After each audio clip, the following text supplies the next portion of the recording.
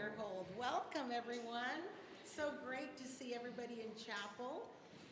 Today, chapel will be brought to you by 8th grade Bible study class, and it is to honor and dedicate it to all of the new students this year that came to Westchester Lutheran School. We're glad you chose our school. We're glad you're here. And also to the 6th grade class, because they are all new to middle school, and also to Miss Jill, who is new to our school as well. So welcome, everyone. And we have a little treat for you. We have a little play about the first day of school. Thank you.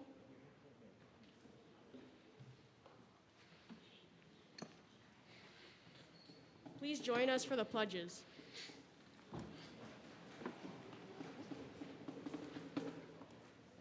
I pledge allegiance to the flag of the United States of America and to the republic for which it stands, one nation, under God, indivisible, with liberty and justice for all. I pledge allegiance to the Christian flag and to the Savior, for whose kingdom stands, one Savior, crucified, buried, risen, and is coming again to bring life and salvation to all who believe. I pledge allegiance to the Bible, God's holy word. How great the Lamb unto my feet, a light unto my path, and a light unto my heart. Let not sin against God.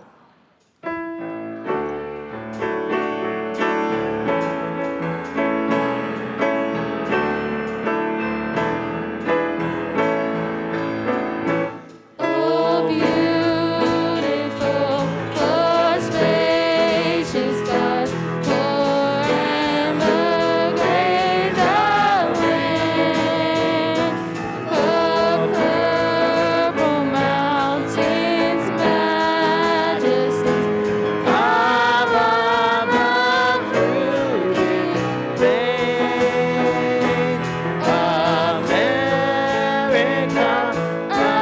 America, God shed His grace on thee, and crowned thy good with brotherhood, from sea to shining sea.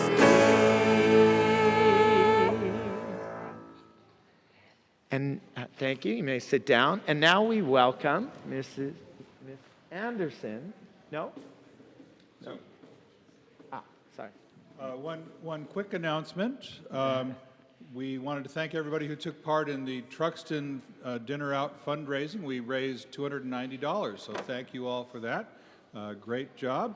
And I want to introduce to you Miss Donna Anderson, who has been our 4th grade teacher since the beginning of time, and is now coming again to share with us about Operation Christmas. All right. Thank you. I am a year-round volunteer for Operation Christmas Child. If you guys Zoomed chapel last year, you saw me. And I have to say, Katie up there is my hero. She was in the office 10 minutes after chapel was over getting a shoebox. So I'm hoping that you guys will participate in this. So we're going to show a video first so you can kind of get an introduction to it, and then I will talk a little bit.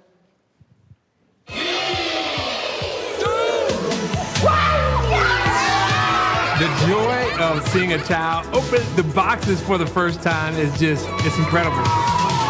There's squeals and screams, and they were so excited to see what's inside their box. Oh my goodness! Every shoebox gift represents the love of God to them. We are so excited. Many of the children receive the shoeboxes for the first time in their life. We're here with Operation Christmas Child. The kids are so excited. We had the opportunity to hand out some of the boxes with so much joy, so much happiness. And it gives us an opportunity to present the gospel. We pray that these boxes will be used to bring a lot of happiness and joy, but more importantly, the gospel to each heart of all these little children around the world. What a great gift. I get a present, I get to know who Jesus is, but not only that, I get to be discipled in his ways. Hundreds of thousands of volunteers work with Operation Christmas Child every year, preparing these boxes, praying for the boxes, that God will use them in a mighty way for his glory. This little shoebox has the opportunity to change the world. Not only are they going to get a shoebox, they're going to get the love and the message of Jesus Christ. Some go by helicopter, some go by ship, some go by camel, donkeys, canoes. We go at great lengths to take these boxes to children in the most remote parts of the world, and it's an incredible journey. After these children open the box, they have the opportunity to go through the greatest journey, the 12-lesson discipleship program, where they get to learn more about Jesus Christ. Right now, I'm right outside of Mazatlan, Mexico, about 6-hour drive up in the mountains. This is an indigenous people group, people that never heard the gospel before. The kids and the families that accepted Christ, almost 100 altogether, have now started a church. Hemos visto una experiencia preciosa, grande, ¿verdad?, en el pueblo.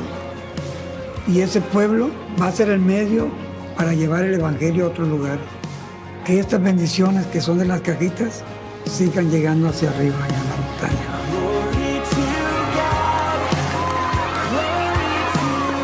This shoebox gives us an opportunity to continue to shine the bright light of the gospel in the darkest and remote places around the world.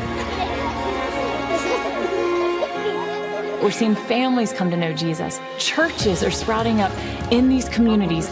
These children are rising up to be disciples in their own country.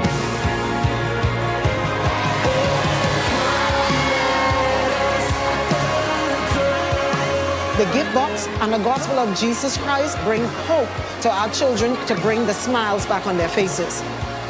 No greater need and no greater time than right now for us to go out and serve boldly.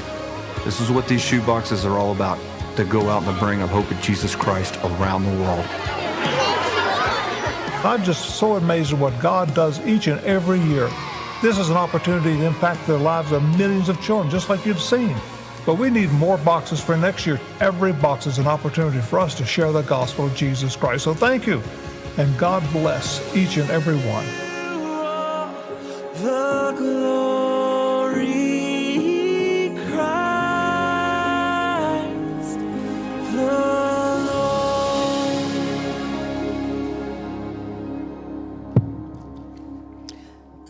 Operation Christmas Child started in 1993 when Bosnia was having a war.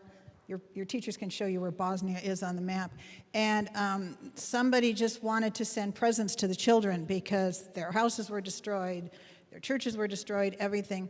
So somebody came to Franklin Graham and said, could you do this? So he contacted a friend in North Carolina. Within a couple weeks, they had 11,000 shoeboxes.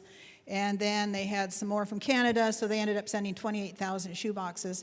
Since 1993, 188 million children have received shoeboxes, and it sounds like a lot, but I just looked it up. There's 2.2 billion children in the world, and 3% of them live in America, so there's a lot of children to reach.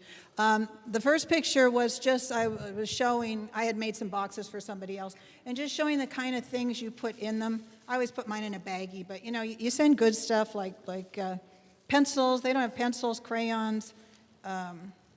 Those of you that had me, you know I'm always giving away things. They have card games. They like you to send a note just to say who you are. And what's amazing is I always put in a washcloth and a towel. One little girl said this was her favorite gift because she lived in a home with 30 other children and they all had to share the same washcloth. And she said, I now have my own washcloth. And I always send a toothbrush. You can't send toothpaste, that's against the rules. And one man now, he said when he got his toothbrush, he was one of 9 children in his family, and they would have to wash the toothbrush every day because the parents and the kids all had to share the same toothbrush. So where you kids probably don't think those are exciting gifts, really means a lot to them. So anyway, when you get a shoebox in the office, Karina has them in there. She will give you a list of what you can put in them. Okay, now you can go to the next one.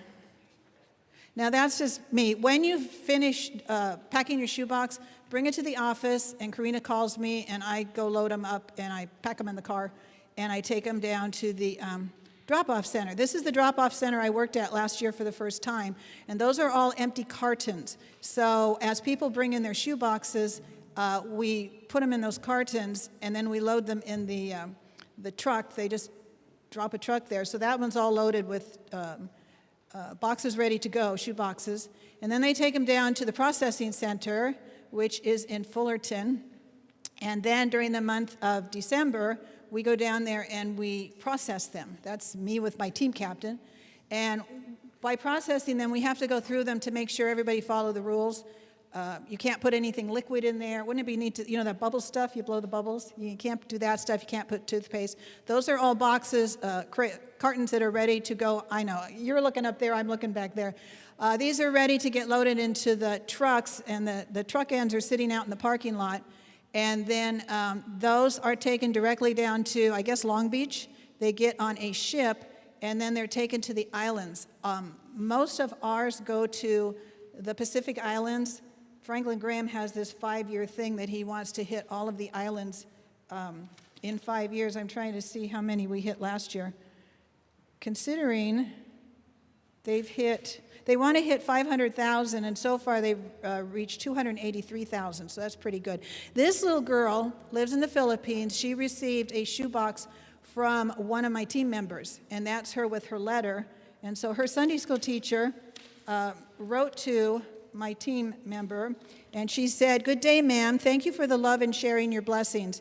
May God bless you more and your family. She is very happy. She would like to say thank you. Her name is Ellen Grace. She is in the 5th grade. Wishing you all the best for this Christmas season."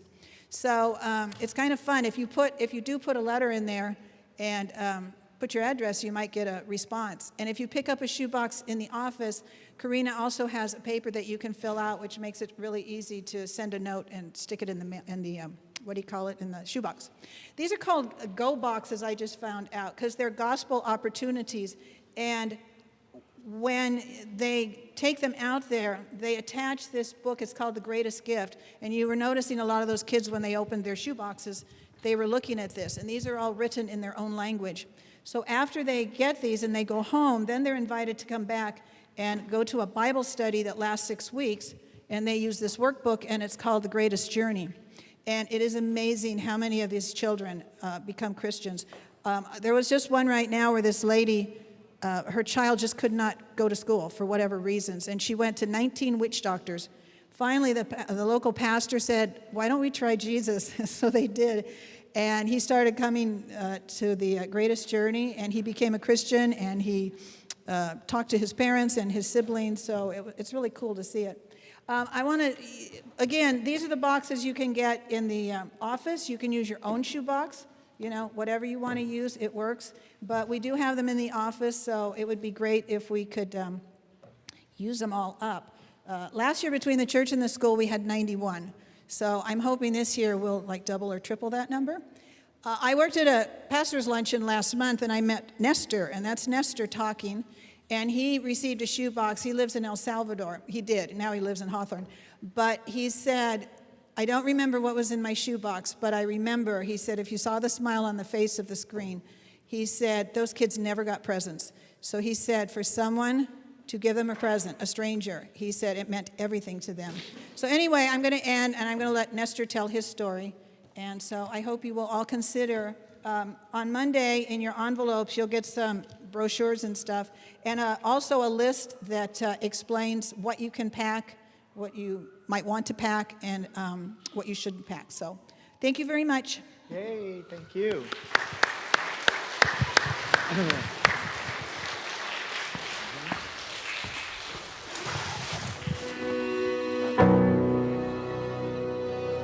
El Salvador is a small country in Central America. Criminal activity there and the social insecurity that the family goes through makes it so hard for the families to provide and meet their child's needs. I grew up in a coffee farm, I was born during a very difficult time in El Salvador. Many people immigrated to the United States. When I was 5 years old, my dad was one of them. I remember that me and my two other brothers, we were so sad. Especially for myself, it was hard because I was close to my dad. I didn't understand at that time why he left, but I remember that it affected me a lot. During the years to come, I always wondering why my dad was not there, my birthdays, celebrations, events, and all that. That affected me in a way that I started to make really bad decisions. I think that was a way for me to try to get my dad's attention again. When I was almost 14 years old, something really good happened one day. It was a Sunday morning. My brother, who was the pastor at that time at the church, he talked to us about how much God loves us. We prayed, we worshiped God. He handed out our boxes. I remember two things about my box. When I opened it, it was really good, the smell that it was coming out of the box. The other thing that I remember is a box of crayon. The most important thing for me that God allowed me to experience is how happy everyone was. I was happy, my friends were happy, and I remember that for a moment, God allowed me to look around the room and see the joy and happiness on our faces. How cool it was that somebody that we have never met sent us a gift. Many of us dream to go to bring the good news of Jesus Christ to people. We don't have the resources to do it. This amazing box can get us there. We can pack a box, not only with material things, we can pack it with our love, with our prayers, and we're gonna provide the local church around the world the tools that they need to go and spread that love and share the good news of Jesus Christ to the people. We all have the opportunity to pack a box, and this box will change a children's life.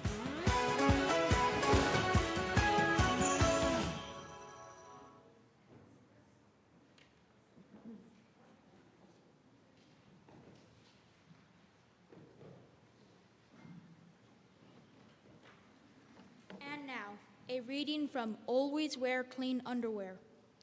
If you could choose between being really good looking or really nice, what would you choose? I hope you would choose nice, but I'm afraid that lots of kids would choose good looking. I understand that. Good looking people get treated better than people who are not that good looking. Movie stars, models, the people who read the news on television, and the people who are on the covers of most of the magazines are all mostly good looking. And in your school, I bet that the most popular kids are always the best looking kids. I was not one of the best looking kids in school. I was skinny, I had big black glasses, and I was born with a chest bone that was kind of sucking in. So on behalf of all the goofy-looking kids out there, which may include you, I have this to say about the way good-looking people are treated. It's just not fair. You know and your folks know that the way good-looking people are treated isn't fair. Everybody except the good-looking people know that it's not fair, and that's why Don't Judge a Book by Its Cover is on the list. It's the way your parents try to teach you that how you look on the inside is much more important than how you look on the outside. Just like a book with a dull or ugly cover could be a great book, a person with a goofy look could be a great person. In fact, I think your chances of becoming a great person are much better if you are not the best looking kid in school. The reason for this is compassion. Ugly kids have an easier time becoming passionate than beautiful kids. They know how it feels to be made fun of because of big ears or zits or frizzy hair, being fat. When you feel the hurt of being made fun of, it's just a whole lot easier to learn how to feel the hurts of others. It's hard to look beyond the cover of a book, and it's hard to look inside a beautiful person, but you have to try to do it. If you don't, you might get tricked and disappointed and hurt.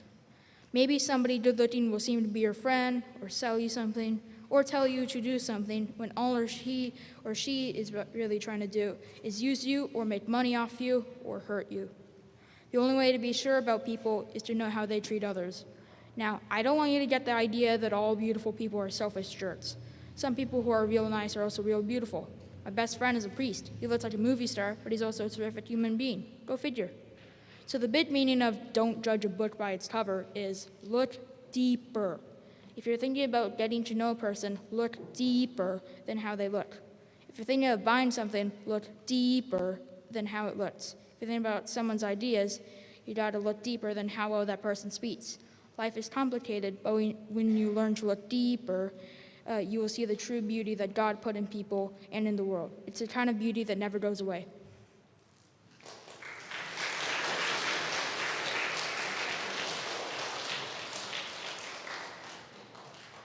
When God measures a man, he puts the tape around his heart instead of his bed. 1 Samuel 16, verse 7. The Lord sees not as man sees, for man looks on the outward appearance, but the Lord looks on the heart.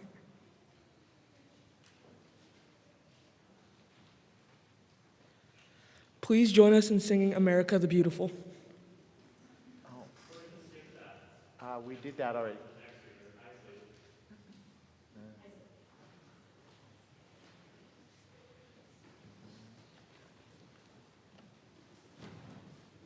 Okay. Not neglecting to meet together as the manner of some, but encouraging one another, and even more as you see the day the Lord drawing near. Hebrews chapter 10, verse 25.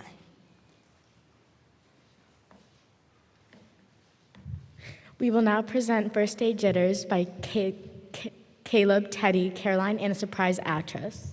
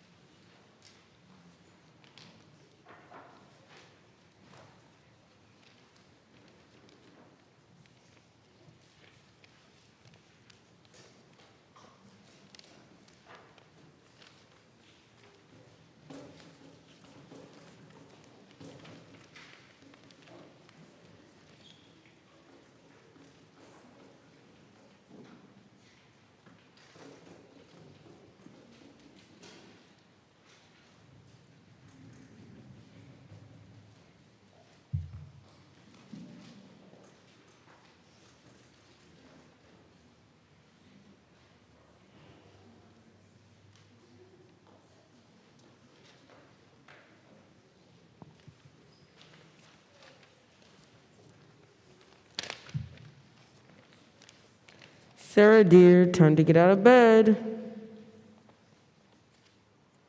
Oh, you don't want to miss your first day at your new school, do you? I'm not going. Of course you're going, honey. No, I'm not. I don't want to start over again. I hate my new school. How can you hate your new school, sweetheart? You've never been there before. Don't worry. You liked your other school. You'll like this one. Besides, just think of all the new friends you'll meet. That's just it. I don't know anybody. And it will be hard.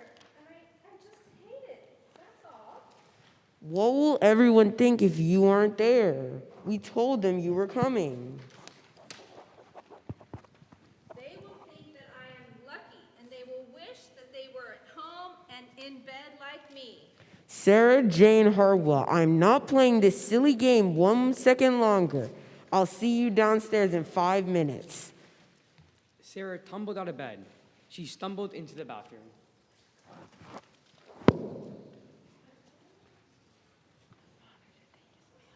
She fumbled into her clothes. I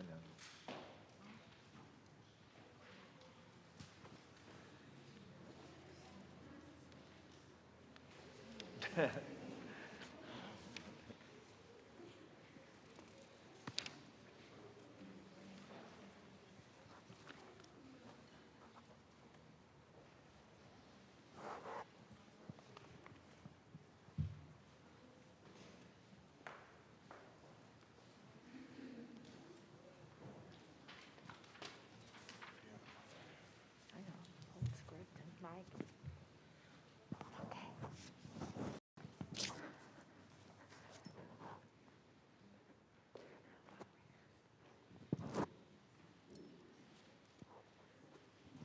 My head hurts.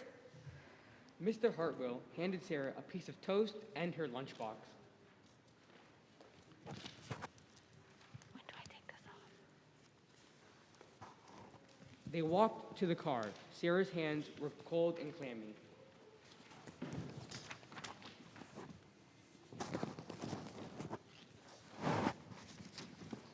They drove down the street. She couldn't breathe.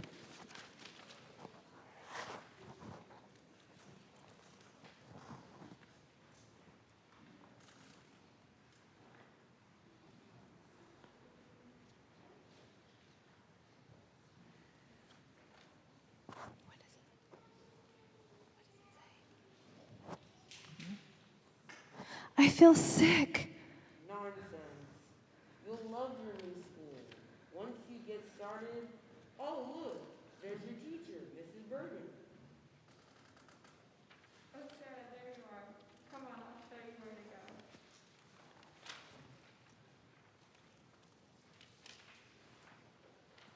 She led Sarah into the building and walked quickly through the crowded hallways.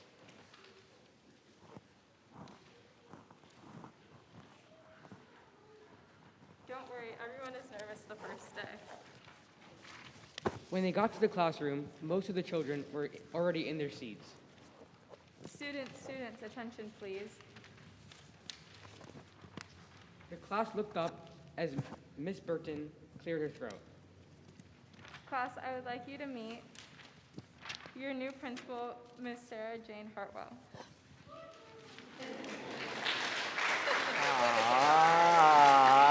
Thank you, everybody. Thank you for welcoming me. Not so bad the first day, and thank you for my debut as a Westchester Lutheran actress. I love it.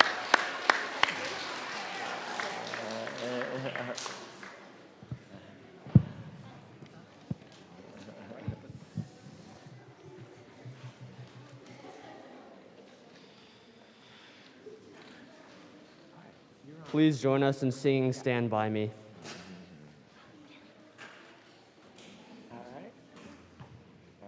One,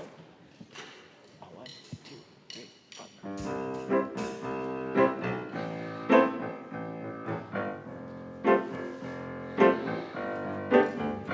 When the night has come and the land is dark,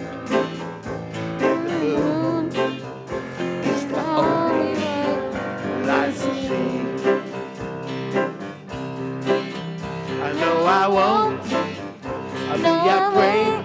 No, I won't be afraid. Just as long as you stand by me. So darling, stand by me. Oh, stand by me. Oh, stand by me. If the sky will tumble and fall, the mountains should crumble to the sea. I won't cry, I won't cry, oh, I won't shed a tear.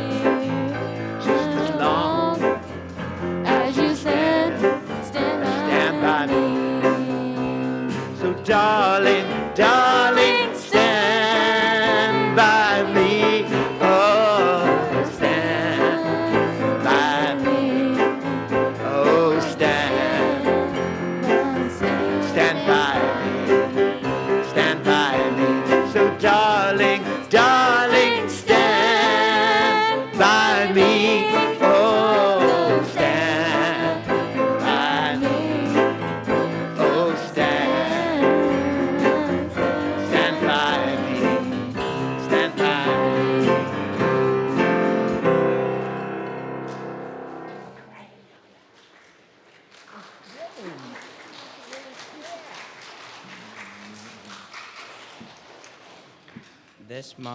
This month we are concentrating on the second of 7 habits of highly effective teenagers. The habit is begin with the end in mind. Control your own destiny or someone else will. One way to control your own destiny is to write your own mission statement, such as, first and foremost, I will always remain faithful to my God. Please join me in singing Count on Me by Bruno Mars.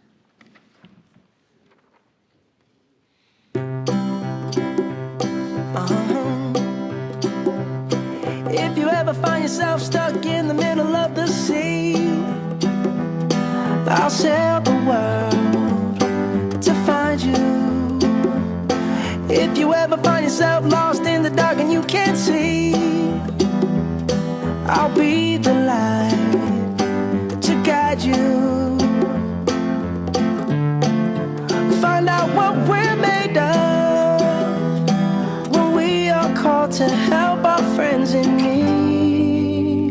You can count on me like 1, 2, 3, I'll be there.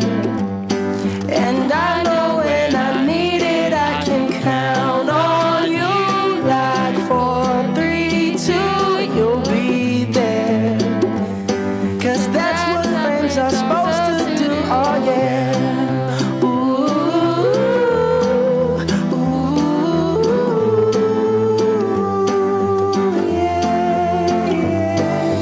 Tossing and you're turning and you just can't fall asleep, I'll sing a song beside you. And if you ever forget how much you really mean to me, every day I will remind you. Oh, find out what we're made of when we are called to help our friends in need. You can count on me like 1, 2, 3, I'll be there. And I know when I need it, I can count on you like 4, 3, 2, and you'll be there. 'Cause that's what friends are supposed to do, oh yeah.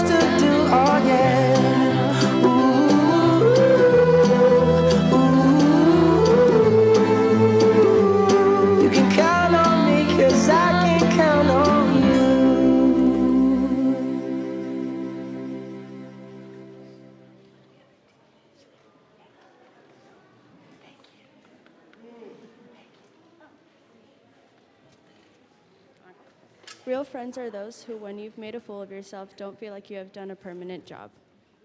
Oh, couldn't hear that one. Speak out.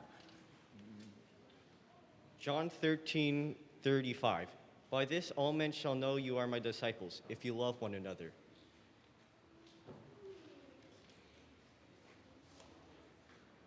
Those who bring sunshine to others cannot keep it from themselves.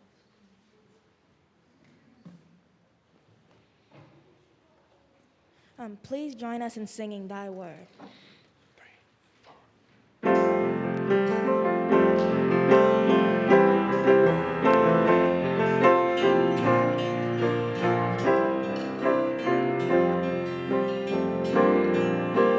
Thy word is a lamp unto my feet and a light unto my path.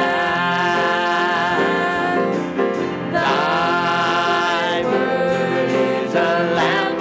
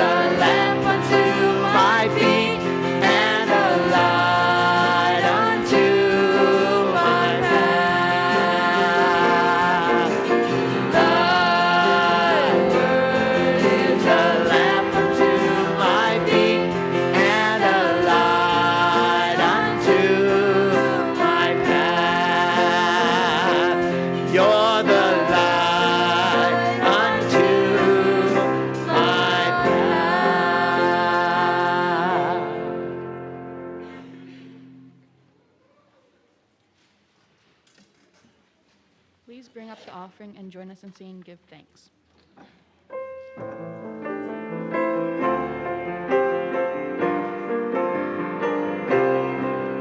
Give thanks with a grateful heart.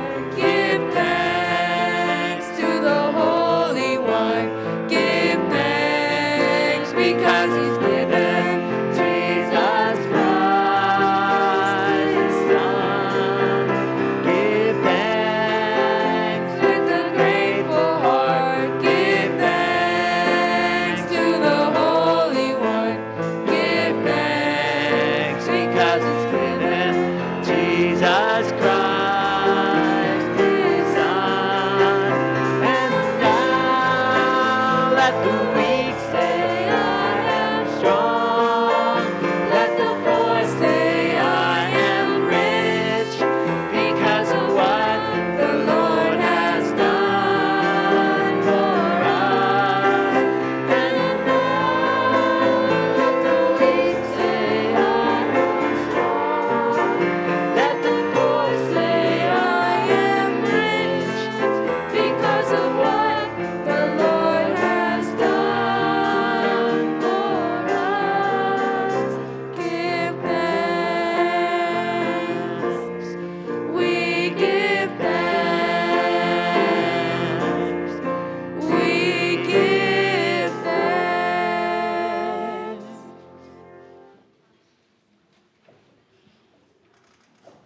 Okay.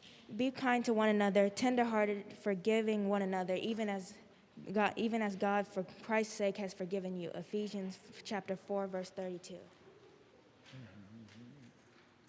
Happy birthdays go out to Shane H. in 8th grade. Daniel L. in 8th grade. We wish him God's blessing and love.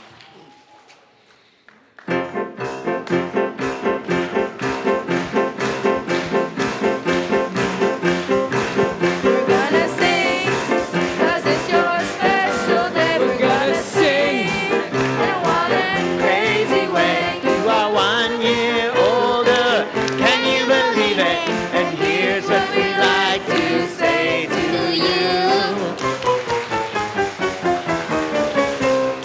H-A-P-P-Y-B-R-S-D-A-D-A-Y.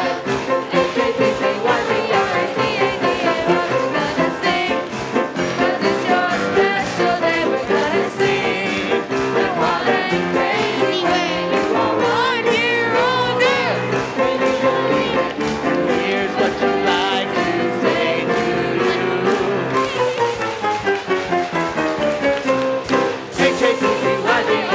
H-A-P-P-Y-B-R-S-D-A-D-A-Y. All right. And Ms. Hahn, would you come forward, please, with our kindness catchers segment.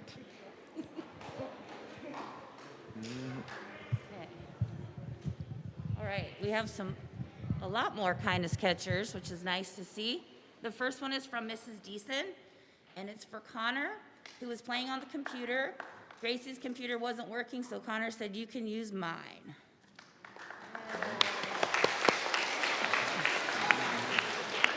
Next one is from Mrs. DiMedio for Charlotte J., kindly helping a classmate during their first decimal math lesson.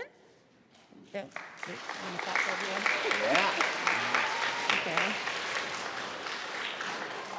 Next one is from Mrs. M. for Vivian, who bought Roxy a snack because she didn't have one.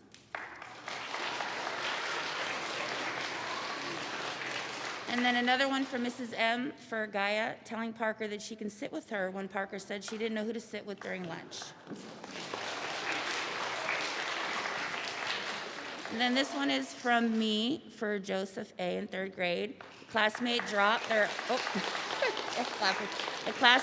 their art box, and then things spilled out, and Joseph helped them pick everything up. This one is from Mrs. Engler to Jamia, who helped a kindergartner open the classroom door when he couldn't get in by himself. Now this one is from Mrs. Engler to Preston, who shared a mocha from Starbucks after someone ordered it as a random act of kindness.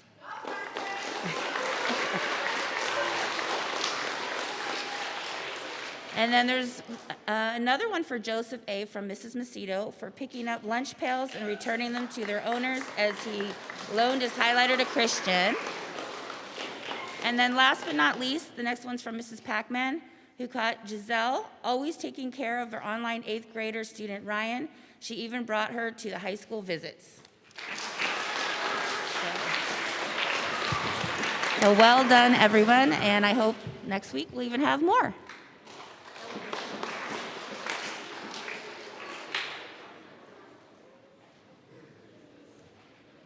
Please keep the following in your prayers. Our soldiers around the world, those who are sick and in need of healing, that all of the WLS be kind and respectful to each other and always show God's love to one another. Please join me in saying the Lord's Prayer. Our Father, who art in heaven.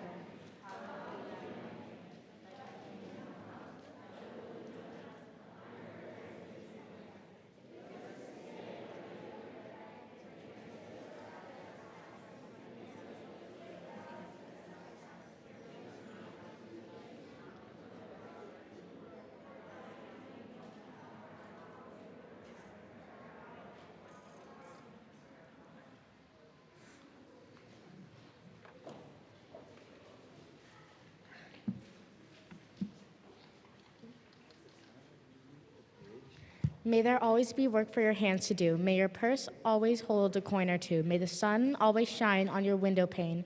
May a rainbow be certain to follow each rain. May the hand of a friend always be you. May God fill your heart with gladness to cheer you.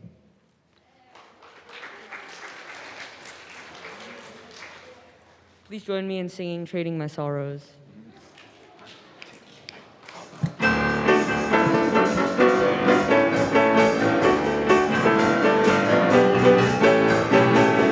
I'm trading my sorrows. I'm trading my shame. I'm laying them down for the joy of the Lord.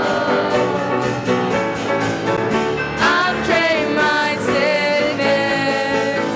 I'm trading my pain.